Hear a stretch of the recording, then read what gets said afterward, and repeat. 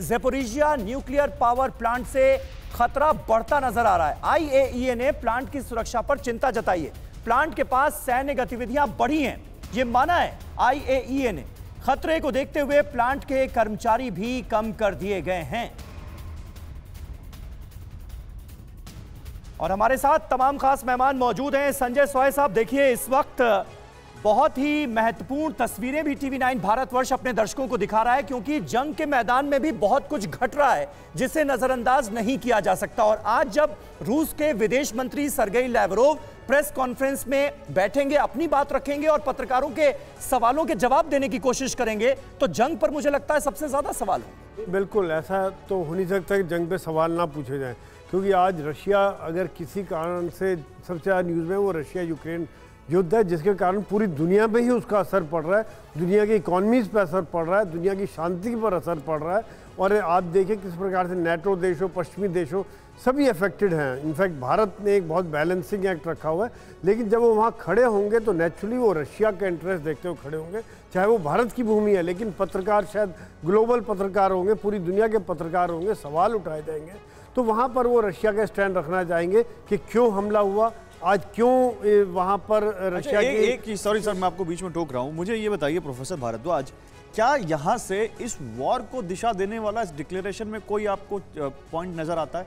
यहाँ पर Sergei Lavrov थे, यहाँ पर पूरा एक हिसाब से कह सकते हैं नेटो के कई सारे मेंबर्स थे, समझ में आता है कुछ यहाँ से?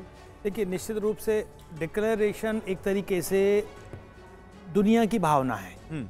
वो भावना रिफ्लेक्ट होती है कि पीस चाहते हैं और रूल अबाइडिंग सिस्टम की बात करते हैं। लेकिन और अमेरिका दोनों चाहते हैं युद्ध खत्म और शांति आई, तो लिखा इसमें। लेकिन जो इम्प्लीमेंटिंग एजेंसीज हैं, जिसमें यूएन को कहेंगे आप सिक्योरिटी इश्यूज को लेके, डब्ल्यूटीओ को कहेंगे इकोनॉमिक इश्यूज को, वो इम्प्लीमेंटिंग एजेंसीज कितनी इफेक्टिव है उस रूल अबाइडिंग सिस्टम को रेस्टोर करने के लिए, इंस्टेट करने के लिए, वो हो नहीं रहा। तो क्या हो रहा है कि जब डिक्लेरेशन हो गया ठीक है, लेकिन अभी भी सेल्फ हेल्प सिस्टम प्रिवेलिंग कर रहा है।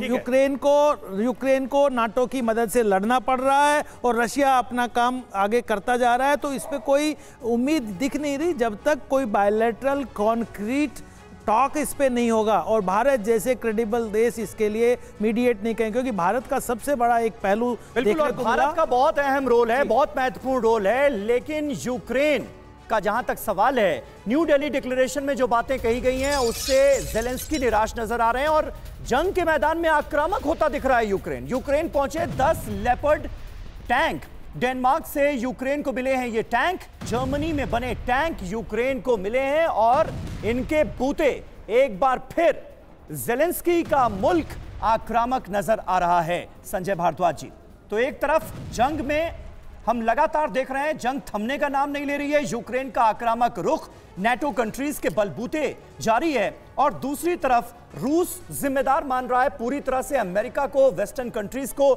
इस जंग को ना रुकने देने के लिए।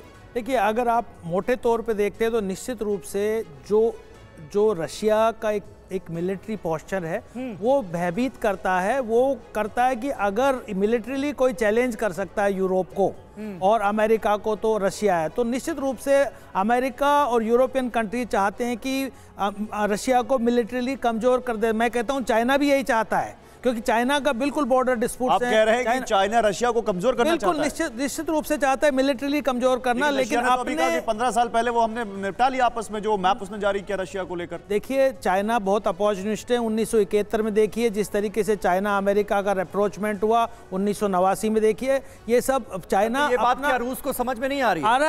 आ रहा है क्योंकि देखिए मिलिट्रीली चाइना को सबसे बड़ा खतरा, अमेरिका बहुत दूर बैठा है, लेकिन सबसे बड़ा खतरा मिलिट्रीली अगर चाइना को है तो रशिया से है, चाहे वो इनर एशिया को लेके हो, मंगोलिया को लेके हो। ये बॉर्डर जो बना हुआ है, रिसोर्सेज हैं देखो चाइना, और लेकिन चाइना अभी फायदा उठा रहा है। चाइना वेट एंड वॉच की स्थिति में, चाइना पूरा रशिया का फायदा उठा रहा है। उनको जो एनर्जी सप्लाई हो रहा है 30% डिस्काउंट हो रहा है। योगेश जी, लेकिन जल्दी से एक क्विक पॉइंट अगर आप ऐड कर सकें।